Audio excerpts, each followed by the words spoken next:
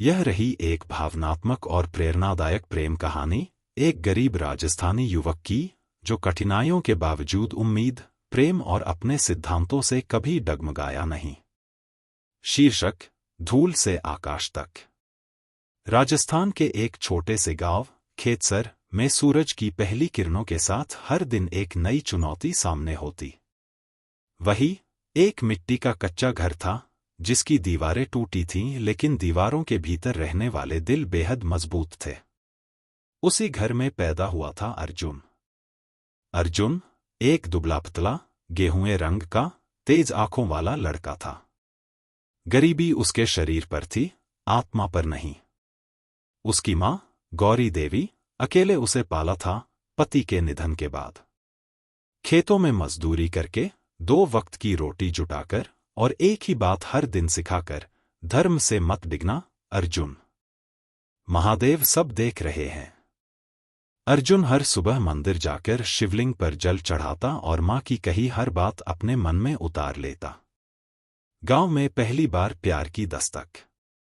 एक दिन गांव में एक सर्वे टीम आई जिसमें शहर की कुछ लड़कियां गांव के बच्चों को पढ़ा रही थी। उन्हीं में एक थी अनन्या। शहर की, अंग्रेजी में धारा प्रवाह, आंखों में चमक, बाल खुले और चाल में आत्मविश्वास। अर्जुन ने उसे पहली बार देखा जब वह गांव के कुएं पर पानी पी रही थी। उस पल अर्जुन को समझ में आ गया कि दिल की धड़कनें तेज क्यों होती हैं। शुरुआत में दोनों ने एक दूसरे से ज्यादा बात नहीं की, लेकिन धीरे धीरे अर्जुन की विनम्रता, उसकी मां के प्रति श्रद्धा और उसकी मेहनत ने अनन्या को आकर्षित किया। तुम इतने खुश कैसे रहते हो, अर्जुन? अनन्या ने एक दिन पूछा। क्योंकि मुझे यकीन है महादेव हर चीज का हिसाब रखते हैं। प्यार और अलग अलग दुनिया। समय के साथ दोनों के बीच एक सुंदर रिश्ता बन गया। अनन्या ने अर्जुन को शहर आने का सुझाव दिया। तुम्हारी प्रतिभा यहां गुम हो रही है। मेरे पापा एक एनजीओ चलाते हैं, मैं तुम्हें वहां पढ़ने और काम करने में मदद कर सकती हूं। अर्जुन ने मां से बात की। मां की आंखों में थोड़ा डर था, लेकिन फिर उन्होंने अर्जुन का माथा चूमते हुए कहा, जा बेटा, लेकिन शिव की राह मत छोड़ना।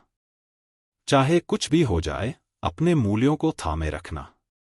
अर्जुन, जो कभी गांव से बाहर नहीं गया था, अब जयपुर की भीड़, चमक और भागती जिंदगी में कदम रख चुका था।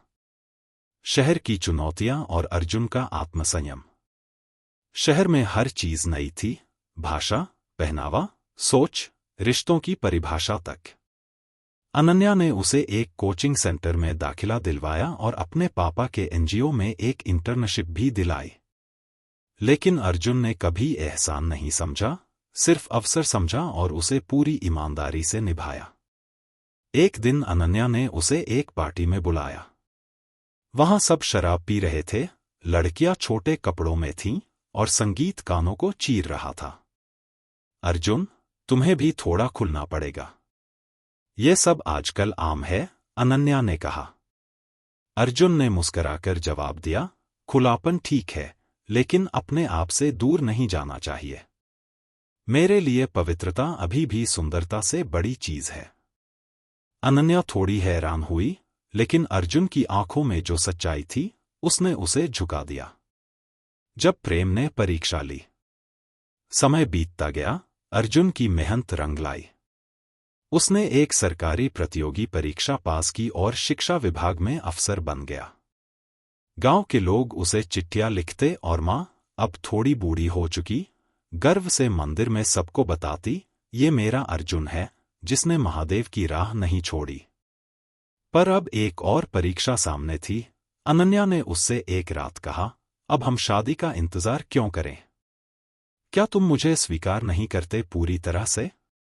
अर्जुन ने उसकी आंखों में देखा और बहुत शांत भाव से कहा, तू मेरे लिए सिर्फ एक शरीर नहीं है, तू एक आत्मा है। और मैं उस आत्मा से विवाह करना चाहता हूं, बिना किसी लालच या वासना के। एक नारी केवल देह नहीं होती, वो सृष्टि की जननी होती है।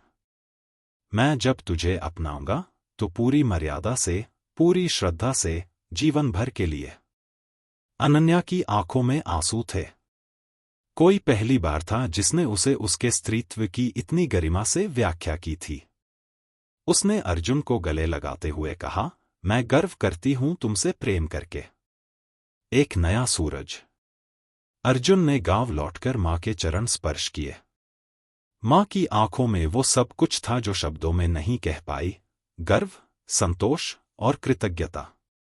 कुछ महीनों बाद अनन्या अपने परिवार के साथ गांव आई।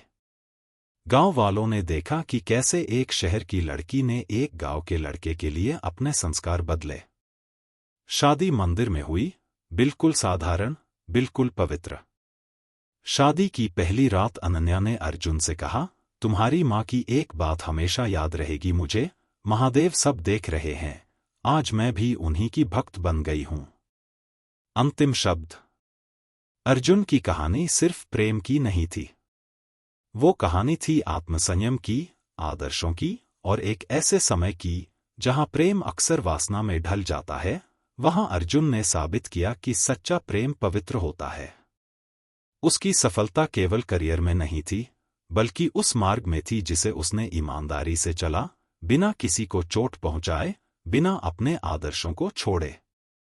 अर्जुन ने धूल से उठकर आकाश को छुआ, और उस आकाश में उसके साथ उसकी मां, उसका प्रेम और उसका धर्म था। तभी बना सकता हूं।